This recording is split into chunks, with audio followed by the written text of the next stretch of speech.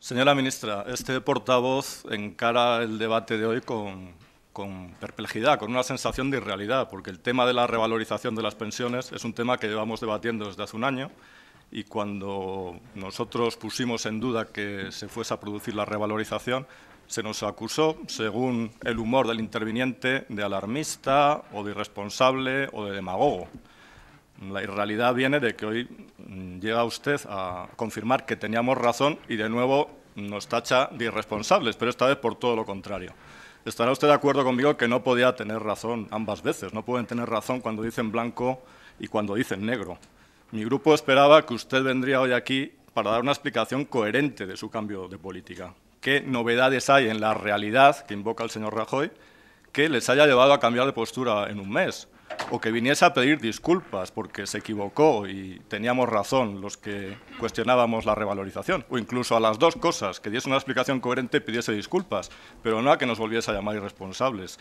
Tal vez en su segunda intervención quiera aprovechar la ocasión para dar una explicación coherente de lo sucedido. En opinión de mi grupo, no podemos partir de cero en cada debate, no podemos nacer de nuevo cada día como si el pasado no existiese. Insisto en que este es un tema que llevamos debatiendo desde el inicio de la legislatura. Por lo tanto, me he permitido hacer una breve selección de las intervenciones que ha habido sobre esta cuestión. Y digo breve porque mi primera selección era tan larga que excedía en 3 o 4 veces el tiempo de que dispongo. Entonces, por hacer una breve selección, este es un tema que figura ya, por supuesto, en el programa electoral del Partido Popular. El programa electoral no es cualquier cosa, es el documento con el que ganaron ustedes las elecciones, es el documento que les legitima, en cierta manera, para gobernar, es el contrato que, con toda la flexibilidad que usted quiera, firmaron con los ciudadanos al presentarse a las elecciones. Y ese programa electoral es tajante, dice, el Partido Popular está comprometido con el mantenimiento del poder adquisitivo de las pensiones. Lo dice muy clara y tajantemente. Igual de claro y tajante fue el señor Rajoy en su discurso de investidura, el discurso que llevó a la Cámara a votarle como presidente del Gobierno. En ese discurso hubo algunos temas en los que no fue tan tajante, pero en este dijo, hay una partida que va a subir, que es la revalorización de las pensiones. Era una especie de última línea roja. Lo mismo sucede con usted. Son tantas las intervenciones que es difícil elegir, pero por elegir una, el 20 de junio del año 2012, usted a una pregunta en el Pleno contestó literalmente los pensionistas no perderán poder adquisitivo, porque este Gobierno lo ha decidido así, respetando las recomendaciones del Pacto de Toledo. Y al pobre diputado que le preguntaba ese día, le decía, no alarme, no enrede, porque las pensiones están garantizadas y todas las reformas las hablaremos en el Pacto de Toledo. Hay declaraciones similares suyas en mayo, en septiembre, en octubre, de su secretario de Estado, Tomás Burgos, en esta misma comisión del Pacto de Toledo, hace poco más de un mes. Pero por saltar, por falta de tiempo en todas estas intervenciones, voy a ir directamente a la que ha mencionado algún portavoz anterior, que es una de las más graves, y es que el Partido Popular votó una moción en la Cámara, votó una moción en el Congreso, aprobando la revalorización de las pensiones según el IPC, y de eso hace poco más de un mes. Hace poco más de un mes. La pregunta obvia en cualquier parlamento de un país europeo sería ¿qué ha pasado en ese mes para que el Gobierno haya cambiado su política? Esa es la pregunta que usted debería responder hoy aquí. ¿Qué ha pasado en ese mes para que usted haya cambiado su política? Revisando los cambios que ha habido, realmente el único dato económico relevante ha sido la aparición del dato del IPC del mes de noviembre. Pero es que el dato del IPC del mes de noviembre lo que indica es una bajada del 3,5 que había el mes anterior al 2,9. Es decir, que es un argumento que facilita la revalorización, porque la paga complementaria no tiene que ser tan cuantiosa.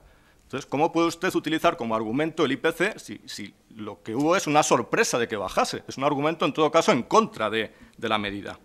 Y el otro acontecimiento, por bien pensado que sea uno, lo siento, es que hubo unas elecciones en Cataluña y que ya no hay ninguna elección más en año y medio. Y que ustedes han visto el porvenir libre y con una gran falta de pudor han elegido el primer Consejo de Ministros después de esas elecciones para desdecirse de sus promesas de un año.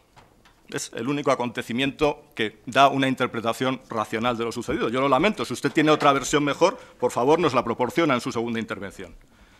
Todo esto puede parecer una anécdota, dado que en la política española los partidos tradicionales ya nos van acostumbrando a que la mentira parece una herramienta política legítima, pero no es tal broma. Por ejemplo, en otros países con mayor calidad democrática, como el Reino Unido, Alemania, cuando un responsable público, incluyendo un ministro, falta deliberadamente a la verdad, se ve obligado a dimitir, a veces por asuntos que en España parecerían tan baladís como que en su tesis doctoral de hace una década citaba mal las fuentes. ¿Qué sucedería en España si aplicásemos esos estándares? ¿Qué sucedería si los aplicásemos en el asunto que hoy nos ocupa? Por otro lado, aquí ha habido una clara ruptura del Pacto de Toledo. Estamos en la comisión del Pacto de Toledo. Bien, ha habido una clara ruptura del Pacto de Toledo, un incumplimiento, porque su recomendación 2 lo que pide es exactamente mantener el poder adquisitivo de las pensiones. Y si algún sentido tiene el pacto, es que para adoptar medidas que afecten a las pensiones, esas se adopten tras una consulta al resto de partidos, tras un debate y tras un acuerdo.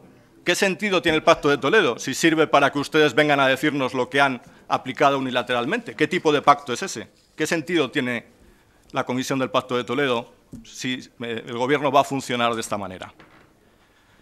No solo se ha engañado al Congreso de los Diputados, a los representantes de los ciudadanos, también a ellos directamente, que han acudido a las urnas reiteradamente en los últimos meses. A los ciudadanos se les trata una y otra vez como menores de edad. Se les cuentan unas versiones hasta que depositan su voto que dejan de ser válidas al día siguiente de las elecciones. Y eso siempre sería grave, pero es especialmente grave en un momento como el actual, en que los ciudadanos están desilusionados de las instituciones, desilusionados de su clase política, de su clase dirigente. ¿Cree usted que esto va a contribuir a aumentar el prestigio de las instituciones, a aumentar su credibilidad, a aumentar la credibilidad de los dirigentes que los ciudadanos cuestionan en todas las encuestas y manifestándose en la calle? Seguramente el efecto sea exactamente el contrario.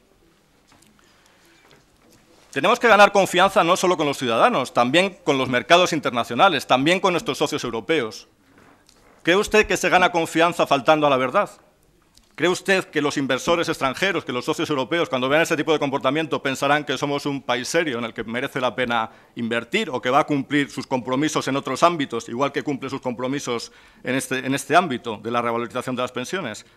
Le recordaría una cita muy conocida de Nietzsche, que decía: «Lo que me preocupa no es que me hayas mentido, sino que de ahora en adelante ya no podré creerte». Los efectos económicos y sociales de esta medida tampoco se pueden desdeñar. Usted dice, bueno, se va a subir un 1% a algunos, un 2% a otros, pero bueno, hay 8 millones de pensionistas en nuestro país, hay muchos cientos de miles de familias que dependen de este único ingreso, y esto es algo muy importante, hay 300.000 familias en España con todos sus miembros en paro, sin prestaciones, y que el único ingreso que tienen son las pensiones de sus mayores. Y la medida no implica solo que no se revaloricen las pensiones este año, sino que tiene un efecto acumulado en el futuro. No se consolida esa subida de ahí en adelante. Por lo tanto, el efecto global es mucho mayor de lo que usted quiere aparentar. Estos pensionistas, además, dudo que se hayan quedado muy tranquilos, no solo porque se pierde poder adquisitivo, sino porque el cuadro que usted ha presentado en su exposición y que refleja el Real Decreto es muy preocupante, es demoledor. No se ve un proyecto de futuro. Parece que esta medida ha sido para salir del paso, pero habrá otras medidas en el futuro, porque lo que se decide en ese Real Decreto básicamente es echar mano del fondo de reserva mientras dure para ir tirando, para pagar la paga extra de Navidad o para pagar los déficits de la Seguridad Social. ¿Y luego qué? ¿Y luego qué? Sobre todo con los últimos datos de cotización, en que solo en el mes de noviembre se han perdido 205.000 cotizantes.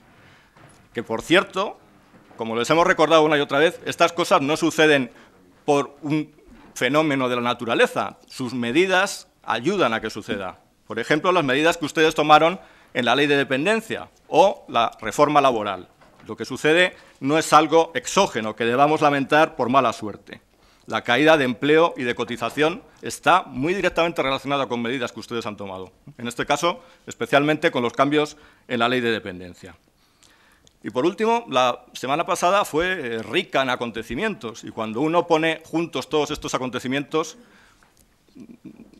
tiene la sensación de que es una semana que revela muy bien las prioridades de este Gobierno, las prioridades verdaderas, las que se manifiestan con actos y no con palabras, porque es una semana en que, junto a la no revalorización de las pensiones, ustedes se han encontrado 40.000 millones de euros para las cajas de ahorros, el Banco de Valencia, Bankia, entre ellas, problemas que creo que no pueden incluir entre la herencia recibida, sino que su partido ha tenido una participación muy clara en la génesis de esos problemas. Y es una semana en que ha terminado el plazo de la amnistía fiscal, en que se ha permitido a los defraudadores aflorar también decenas de miles de millones de euros con unos pagos mínimos. Es doloroso el contraste entre el trato que reciben los pensionistas, el trato que reciben los defraudadores y cómo no se encuentran 2.000 millones para las pensiones, pero se encuentran 40.000 para las cajas. Hay otro colectivo, sin embargo, que ha sufrido un trato similar a los pensionistas, que son los dueños de preferentes, a los que también se les ha dicho hasta hace pocas semanas que iban a recuperar su inversión y también han visto que no, que van a sufrir fuertes pérdidas. Termino, señor presidente, con un proverbio judío que es muy breve, pero muy sabio y que comparto con ustedes para la reflexión. Dice este proverbio judío que con la mentira se puede llegar muy lejos, pero sin esperanzas de volver. Es un proverbio que gobiernos anteriores deberían haber meditado sobre él y este gobierno debería meditar ahora.